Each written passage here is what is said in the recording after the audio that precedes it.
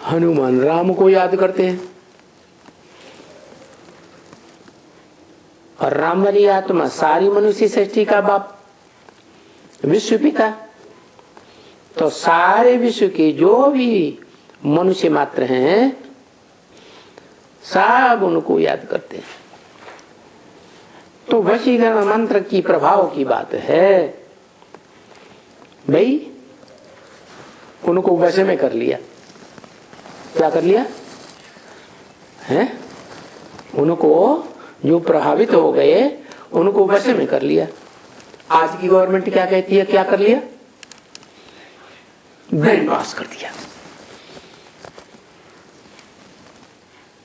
अरे ये brain wash करना ये ब्रेन बनाने वाले का काम है। जन्म जन्मांतर है, जन्म से ही हरेक को अपना अपना ब्रेन मिला हुआ है, उसको वाश कौन करेगा? मनुष्य वाश करेंगे क्या? तो ये तो भगवान की बात है, वशीकरण मंत्र की बात है, मन मना भव मंत्र की बात है। जो कहता है मेरे मन की एकाग्रता में समा जा, जैसे मेरा मन एकाग्र हुआ ऐसे तुम सब भी 500-700 करोड़ मनुष्य मात्र भी मेरे मन में समा जाओ, अर्थात निसंकल्प स्टेज में समा जाओ। हर मनुष्य आत्मा के अंदर अलग अलग संकल्प चलते हैं कि एक जैसे चलते हैं? अलग अलग संकल्प चलते हैं। तो ज्यादा संकल्प विकल्प चलने से फिर झगड़ा होता है कि नहीं होता है? अगर सबके अंदर एकता आ जाए, आत्मा आत्मा भाई भाई बन जाए, आत्मिक स्थिति में स्थित हो जाए, ज्योति बिंदु की स्टेज में निसंकल्पी याद में स्थित हो जाए, तो सब झगड़े खत्म, एक बाप में समा गए। एक बाप का जो स्वभाव संस्कार वही सबका स्वभाव संस्कार बन जाएगा। तो भाई कहते हैं ना, वशीकरण मंत्र दिया मैंने वश में कर लिया, कोई ब्रेन वॉश करने की बात नहीं है? उनका भी साक्षात्कार कर लिया। किनका? जिन्होंने वशीकरण मंत्र दिया। तो है तो सभी योग की बात ना। क्या? योग माने याद।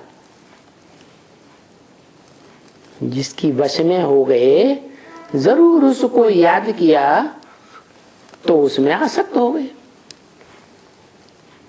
रसगुल्ला खाया तो उस समय जब याद आई तो रसगुल्ले के ऊपर आसक्त हुए ना, तब तो इच्छा पैदा हुई। तो कहते हैं भाई उनको वश में कर दिया, उनका भी साक्षात कर लिया। तो है तो सभी युग की बात। तुम बच्चों को भी बाप को याद करना है। कौन सा बाप? तुम बच्चे क्या हो?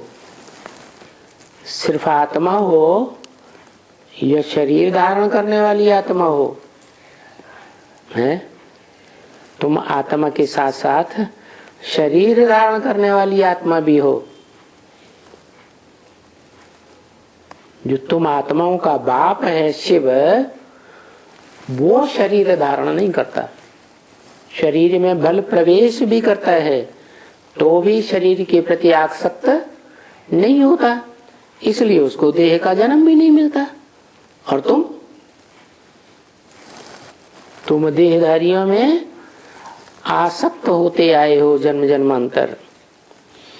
तो जिस देहधारी बाप से, मनुष्य सृष्टि के बाप से 84 के चक्र में किसी जन्म में सबसे जास्ती आसक्त हुए, सबसे जास्ती जिससे प्रभावित हुए, वो मनुष्य सृष्टि के बाप को याद करना, जिसको सभी धर्म पिताएं भी मानते हैं। क्या मानते हैं? एडम आदिदेव शंकर के रूप में मानते हैं। मानते तो हैं लेकिन बेचारे क्या जानते नहीं है। तो वो जानकारी देने के लिए कि इस मनुष्य सृष्टि का हीरो पार्टधारी आदि से लेकर सृष्टि के अंत तक पार्ट बजाने वाला कौन है, वो बताने के लिए आत्माओं का बाप हेवनली गॉड फादर शिव इस सृष्टि पर आते हैं। तो उस बाप को याद करेंगे तो तुम माया पर जीत पहन लेते हो। क्योंकि जैसे को याद करेंगे वैसे ही बनेंगे। तुम्हारा बाप है जगत जीत, माया जीत, तो उस बाप को याद करेंगे तो तुम भी माया जीत बनेंगे। या जो जितना याद करेंगे हैं, जो जितना याद करेंगे उतना माया जीत बनेंगे। वश में कर देते हो उनको। किनको? हैं मायावियों को। माया को वशीभूत कर लेते हो और फिर वश करके तुमको साक्षात्कार होते हैं। क्या? कि तुमको किसने वशीभूत किया, उसके लिए पुरुषार्थ करते रहते हो भक्ति मार्ग में कि हमारा सरपरस्त कौन है इस संसार में।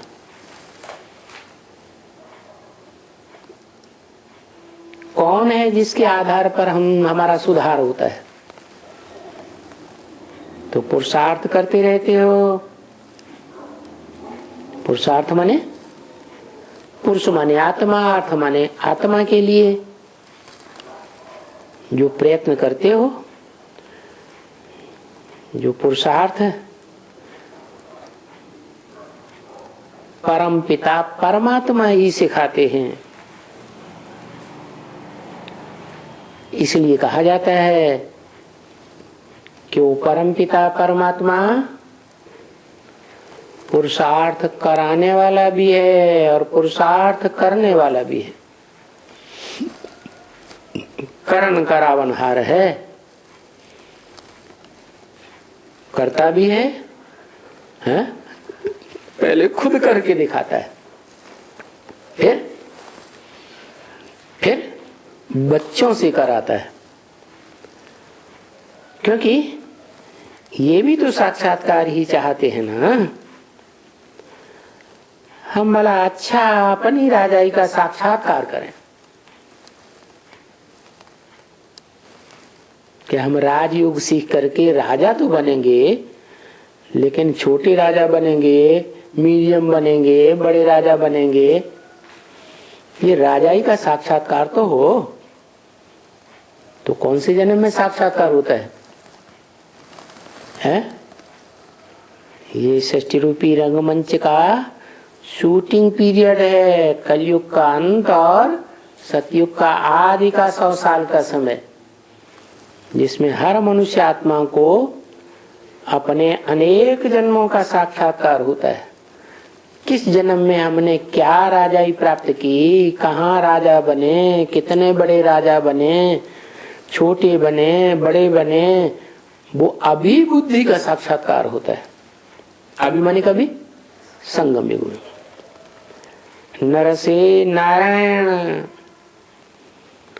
नारायण बनने का साक्षात्कार करें। कौन से नंबर के नारायण बनेंगे? क्योंकि सतयुग में तो 8 गद्दियां चलती है। उन 8 गद्दियों में कौन सी पीढ़ी के नारायण बनेंगे? अच्छा, हम साक्षात्कार कैसे करें? हम साक्षात्कार कर सकते हैं, वो तो है ना साक्षात्कार। साक्षात करने की चीज है। पक्का पक्का बुद्धि में बैठ जाए कि हम ये बनने वाले हैं। आत्मा कहते हो, पार्टधारी है ना आत्मा। जन्म जन्मांतर शरीर रूपी वस्त्र बदल कर पार्ट बजाती है ना इसे षष्ठी रूपी रंगमंच पर। तो आत्मा सिर्फ आत्मा नहीं है, आत्मा शरीर धारण करके जीवात्मा बनती है, जीवित आत्मा। नहीं तो आत्मलोक में तो आत्मा ऐसे पड़ी रहती है सुसुप्त अवस्था में जैसे जड़वत। तो इस संसार में आकर के आत्मा क्या बनती है? जीवन धारण करती है। कोई कोई मुझे जाएंगे, इन बातों को समझेंगे नहीं। नहीं तो जीव कहा ही जाता है अपने शरीर को। आत्मा का अपना शरीर है तो उसका जीवन है, जीवात्मा कहा जाता है। शरीर ही नहीं तो जीवन ही नहीं। तो बोलेगा जीव तो शरीर है ना, बोलता है, बोलते चालते को चैतन्य कहा जाता है। आत्मा का साक्षात्कार है। जो कहते हैं मैं आत्मा हूं, तो साक्षात्कार है नहीं है? तो कहते तो हो ना कि भाई मैं आत्मा हूं। मैं आत्मा इस रंगमंच पर पार्टधारी आत्मा हूं। वैसे ही वो भी ऐसे ही समझो, मैं आत्मा का बाप परमात्मा। कौन सा बाप है? मैं आत्मा का बाप परमात्मा बाप। कैसे? आत्मा का बाप परमात्मा या परम पिता है जिसका कोई पिता नहीं। परमात्मा माने परम पार्टधारी। कैसी आत्मा? आत्माओं के बीच में परम पार्ट, हीरो पार्टधारी, उसको कहते हैं परमात्मा। जिसका गीता में भी उल्लेख है, परमात्मा इति उदाहट, उसे परमात्मा कहा जाता है। किसे? जो है तो क्षरित होने वाली आत्माओं के बीच। ऐसी आत्माएं जो पतित होती रहती हैं, सुख भोगते भोगते जन्म जन्मांतर षष्ठी रूपी रंगमंच पर क्षरित होती रहती है, शक्ति क्षीण होती रहती है?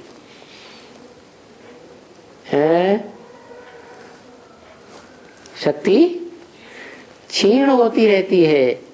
लेकिन जो भी शरीरधारी आत्माएं हैं उनकी शक्ति क्षीण होती है। बाकी जिस आत्मा को शरीर ही नहीं है वो क्षरित नहीं होती, अक्षर है। इसलिए दो प्रकार की कैटेगरीज बताई आत्माओं की। एक अक्षर जो कभी भी क्षरित नहीं होता।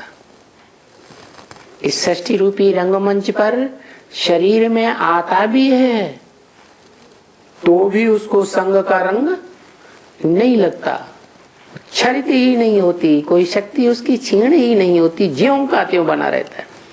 इसलिए उसका नाम है सदाशिव।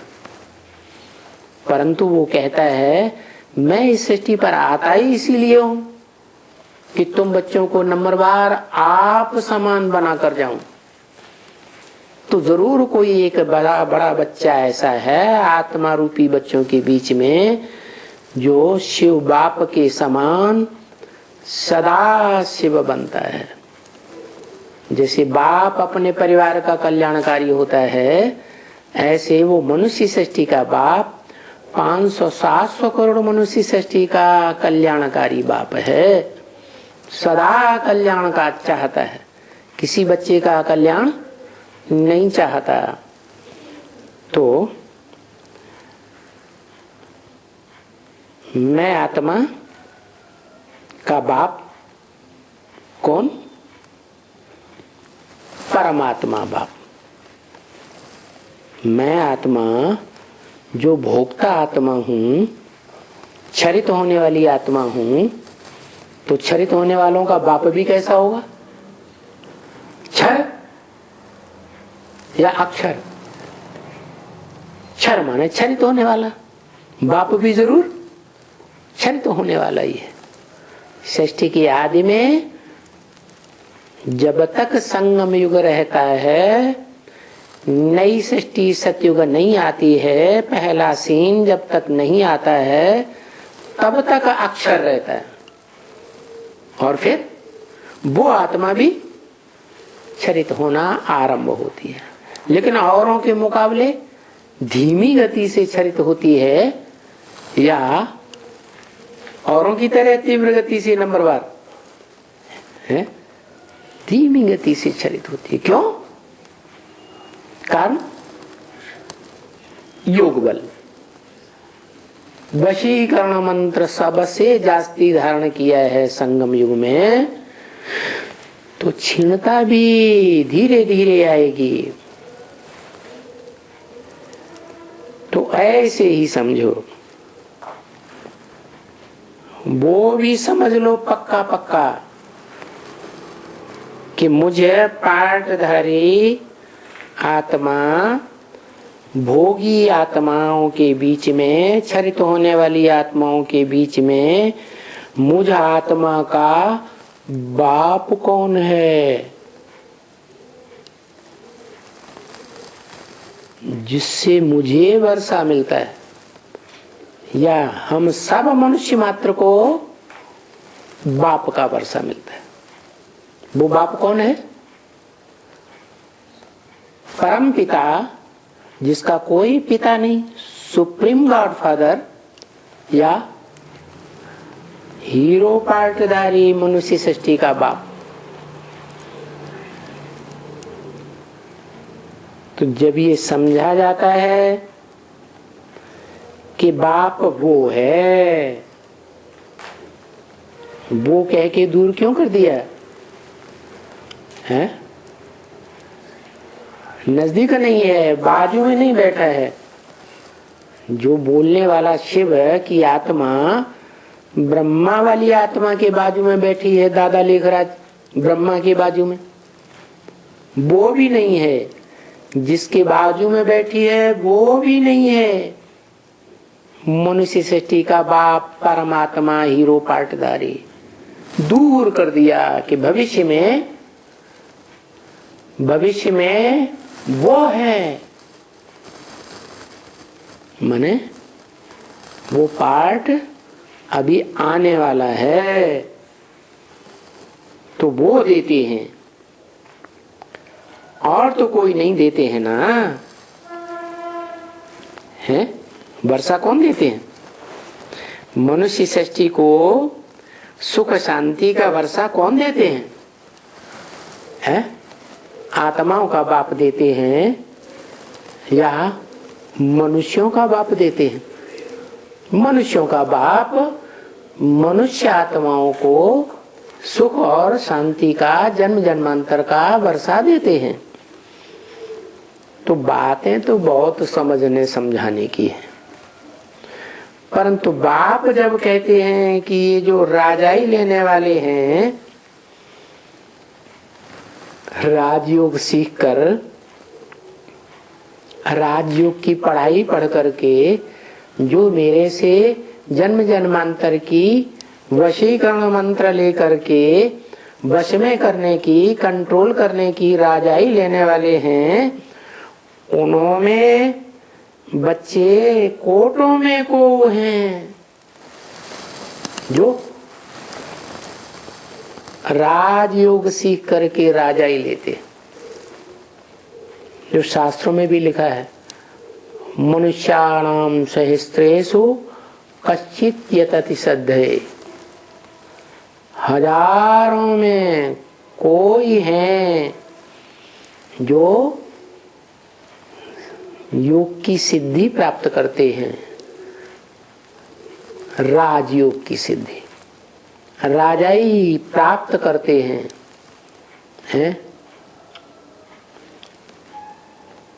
और फिर कोटों में भी को और को में भी को, एक ते एक श्रेष्ठ राजा ही लेने वाले। तो बताया इस ईश्वर की पढ़ाई में, राजयोग की पढ़ाई में प्रजा बनना तो बिल्कुल सहज है। क्या, कैसे बनते हैं प्रजा? एक बार संदेश ले लिया, एक बार बुद्धि ने ग्रहण कर लिया, मान लिया कि भगवान आया है और इस स्वरूप में आया, फिर बाद में राजयोग सीखे या न सीखे, वो प्रजा तो बन ही जाएंगे। तो प्रजा बनना कोई बड़ी बात नहीं है।